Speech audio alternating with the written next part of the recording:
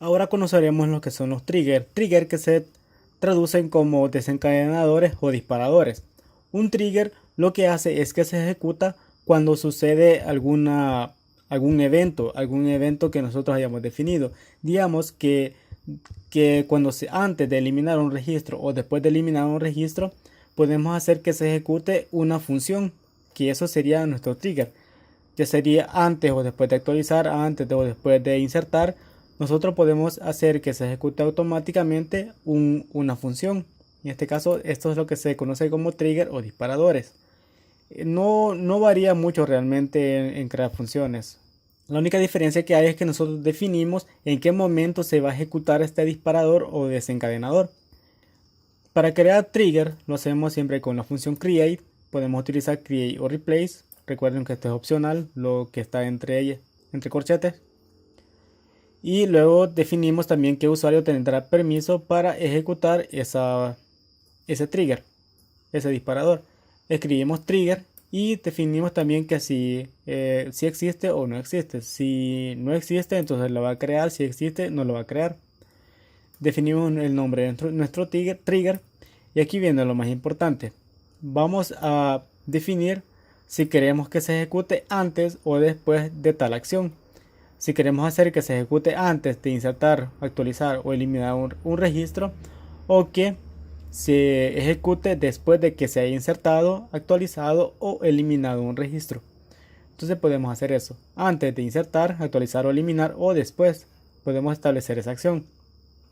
Ahora, ¿sobre qué tabla tiene que ocurrir esto? De que ya haya insertado, actualizado o borrado. Entonces aquí lo defino sobre el nombre de tal tabla. Esto es algo que obligatorio de escribir, que es for each row, por cada fila, por cada registro. Entonces por cada registro que se modifique, entonces se va a ejecutar este trigger. Esto, según lo que leí, solamente está disponible dentro de MariaDB 10. Creo que no tengo MySQL para probarlo, pero este lo que hace es que podemos ejecutar otro trigger junto con este. Esto dice follow precede. Follow, eso quiere decir que cuando termine este trigger automáticamente se va a ejecutar otro. Y podemos definir el nombre de otro trigger. O precede, que significa preceder, que antes de ejecutar este que estoy definiendo voy a ejecutar otro. Entonces pues, esto es propio de MariaDB 10. Podemos ejecutar otro trigger antes o después de que se haya ejecutado este. Y luego definimos nuestro trigger, cuál va a ser el comportamiento que va a tener. Aquí tenemos bastantes opciones que nosotros podemos hacer. Para empezar vamos a trabajar con nuestra base de datos Norwin, pero yo le hice una modificación. En la descripción del video les dejaré el enlace para que puedan descargar la base de datos con las modificaciones que le he hecho. Porque por ejemplo, dentro de este Norwin no tenemos ninguna tabla llamada salarios, pero yo la creé. Y lo que vamos a hacer es lo siguiente. Yo estoy haciendo, creo mi trigger llamado inflación. Y esto se va a ejecutar después de que haya actualizado algún registro dentro de mi tabla salarios. Este es el for each row, como les digo, esto es obligatorio. Y empiezo mi trigger, igual que como las funciones, para que sea mucho más fácil de definir. Ahora, vamos a definir algo.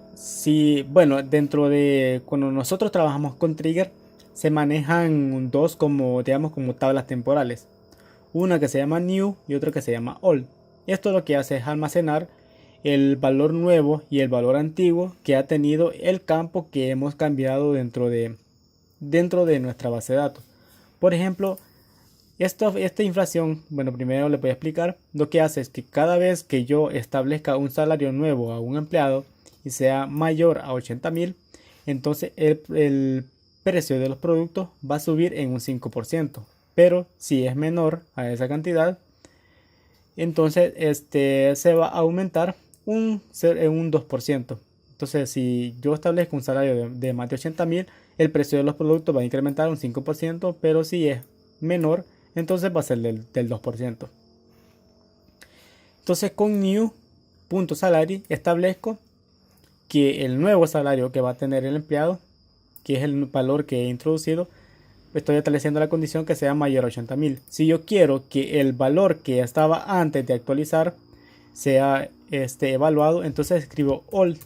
Entonces digamos, si el salario del empleado era de 50.000 y yo lo actualicé a 80.000, el salario all, el all.salary almacenará el valor de 50.000 y new.salary almacenará el valor de 80.000. Entonces este es algo muy importante también para poder trabajar con trigger. Tenemos el dato all, el valor anterior que tenía el campo, y el new, que va a almacenar el valor nuevo del campo, ya sea para cualquiera de los campos que se encuentran dentro de la tabla. Entonces, si el nuevo salario es mayor a 80.000, entonces realizo una actualización en todos mis productos. Esta es una consulta normal. Si no, establezco mi otra actualización y termino mi condición. Cierro mi trigger y restauro mi delimitador. Así que esa tiene que ser dentro de Norwin.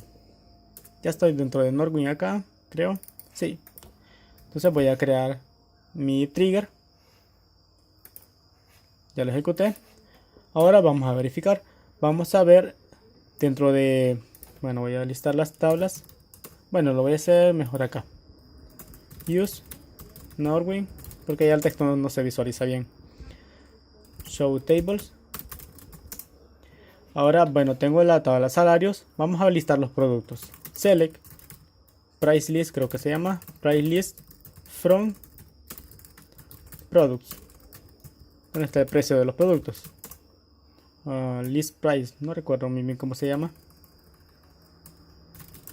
List price, sí, aquí lo tengo. Entonces vamos a copiar este texto para verificar y lo voy a pegar acá para recordar qué valores tenía. Así que ahora lo voy a mostrar. Describe employees. Bueno, la actividad que tiene que ser es la de salario, porque es con la de salario. Describe salaries. Entonces aquí ya tengo la de salarios. Así que lo que voy a seleccionar todos los campos que tengo ahí. From salaries para ver qué valores tengo. Tengo un valor de 50.000, 60.000 y 85.000. Entonces voy a actualizar uno de los registros. Voy a actualizar este. Voy a poner el salario de este a 90.000. Voy a update salaries set salary igual a, le voy a poner 90.000, where id sea igual a 1. Entonces aquí ya el trigger tendría que haberse ejecutado. Vamos a verificar si me hizo el cambio. Si como tiene que aumentar el 5%, así que estos productos tendrían que valer el 5% más. Vamos a abrir la calculadora para ver qué valor es el que me tendría que dar. Por ejemplo, tengo 19.2780 por 1.05. Tiene que valer 20,24. Así que vamos a verificar. Y efectivamente cuesta 20,24 con 19 centavos. 20.2419.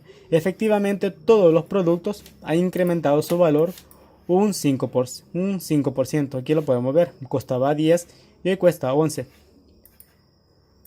Ahora si yo lo actualizo a un valor menor a 90.000, digamos 50.000, ahora el valor de los productos va a incrementar un 2%.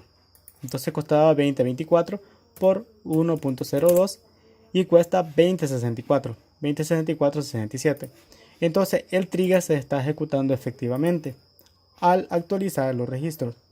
Se ejecuta después de que se ha actualizado, pero no antes, porque si fuera antes, bueno, realmente no habría ninguna diferencia en este caso. Pero en el caso de que bueno, aquí lo mejor es trabajar con transacciones, pero eso lo vamos a ver después. Porque si se actualiza el salario, pero esto falla, entonces tendríamos problemas. Pero las transacciones las vamos a ver más adelante. Entonces así es como funcionan los desencadenadores o disparadores dentro de MariaDB y MySQL.